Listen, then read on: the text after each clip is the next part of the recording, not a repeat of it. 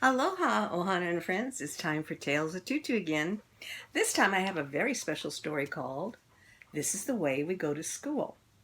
This is the Way We Go to School takes readers on a journey around the world celebrating many different ways children travel to the classroom.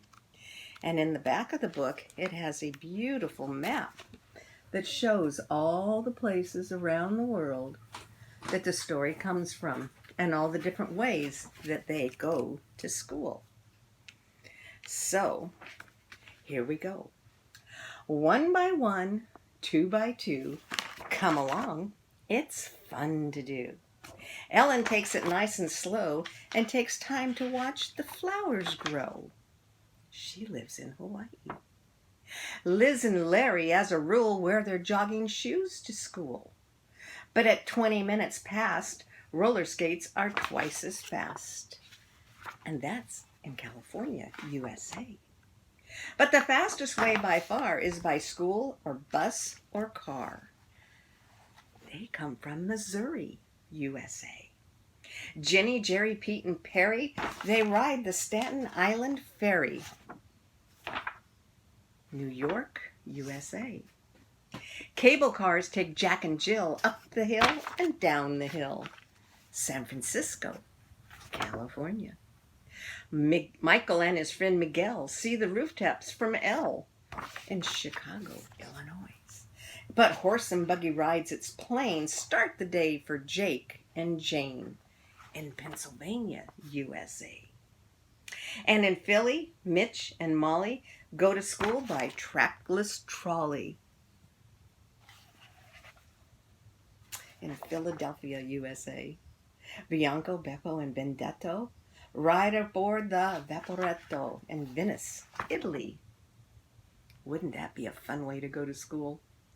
But bundled up against the breeze, Niels and Solveig go on skis. I guess you can know that's in Norway. Palm trees help keep Ahmad cool on his sunny walk to school in Egypt. Myra takes time to play. School's a hop and skip away in Israel. And Sepp and Heidi sail through air from peak to vale in Switzerland. Akinyi leaves for school by train far across the mountain chain in Kenya. And Kay and Faye and Flo and Joe go to school by radio in Australia. Bikers bring May and Ling through traffic of Nanjing in China. And beneath the dripping sky, Ram is riding high and dry in India. But William loves and comes ashore by boat, counting seagulls while they float in Maine, USA. In Mexico, Carlos takes the town in stride, and Luz prefers the countryside. But in Moscow, Russia, the famous metro line suits Igor and Nyanya fine.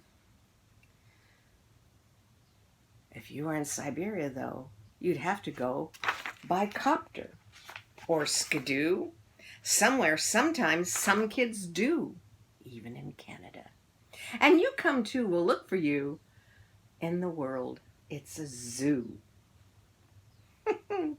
But in 2020, today's kids never leave their room.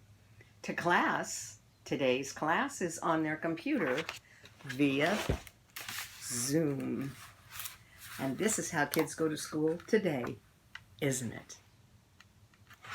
Well, it's a very interesting world we're living in today and a different way that kids go to school. And some of their teachers might even be missing.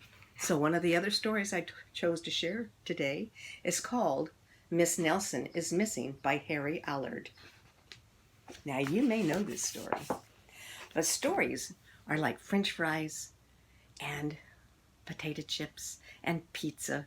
You could have hundreds of French fries, thousands of pizzas, millions and billions and trillions of French fries, and they still taste good.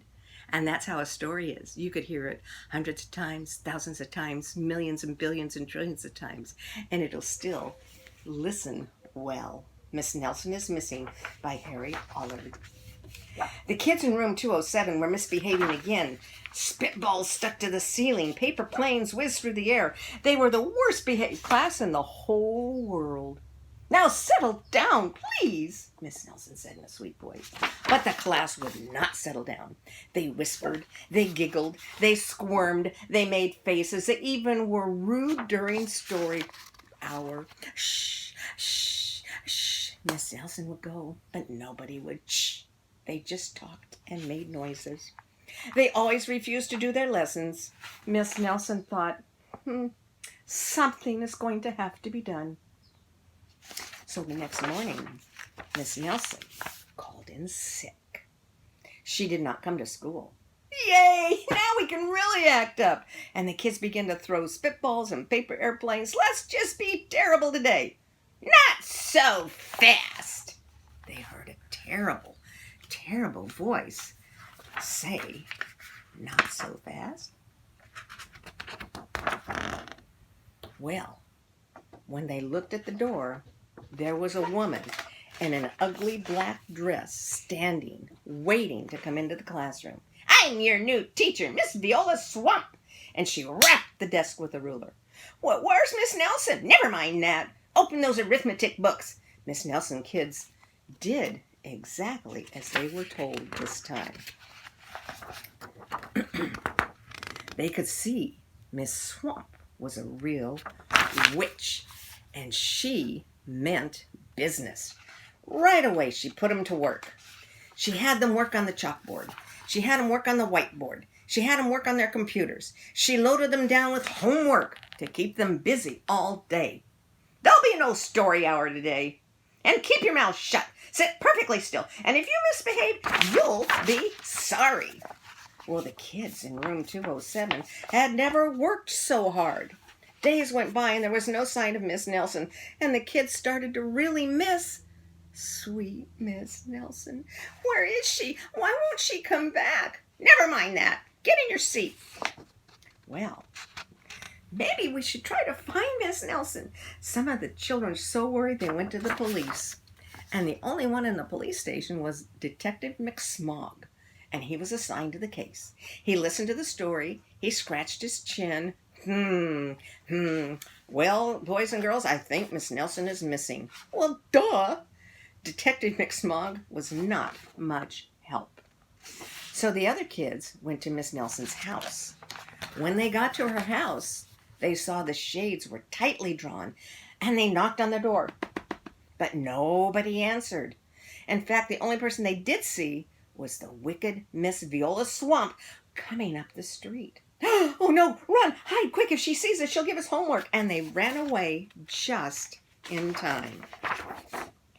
Maybe something terrible happened to Miss Nelson. Maybe she was gobbled up by the sharks. Oh, I don't know. It doesn't seem likely, but something has happened to Miss Nelson. Maybe she went to Mars to get away from us. But that didn't seem very likely either. I know. Maybe Miss Nelson was carried off by a swarm of butterflies. But that seemed the least likely of all ideas. The kids in room 207 became very discouraged. It seemed that Miss Nelson was never coming back, and that they would be stuck with Miss Viola Swamp forever. And then they heard footsteps in the hall. "Oh no, here comes the witch." "Shh, shh, here she comes, quiet. She'll put us to work again." The door opened. And then they heard a familiar voice. "Hello, children." "Miss Nelson! Oh, you're back. Did you miss me?" "We certainly did. Where were you?" "Well, that's my little secret." "How about story hour?" "Oh, yes, we'll be very good. We would love to listen to a story hour." Miss Nelson noted during story hour no one was rude or silly. What brought about this lovely change, children? Well, that's our little secret. Read us another, please, Miss Nelson. Well, at the end of the day, Miss Nelson's children had done all their work and sat perfectly still and listened to everything she had to say. She finally went home after school, and back at home she took off her coat and she hung it in the closet right next to an ugly black dress. When it was time for bed, she sang a little song.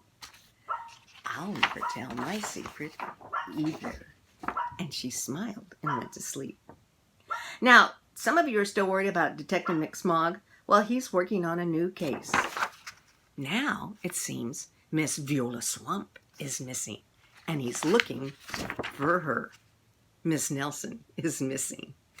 A lot of teachers are missing from the classroom, but it's still a great day to learn a story and a song or a poem.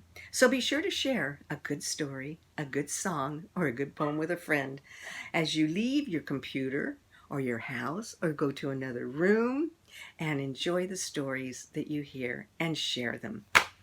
Ahui ho. Aloha.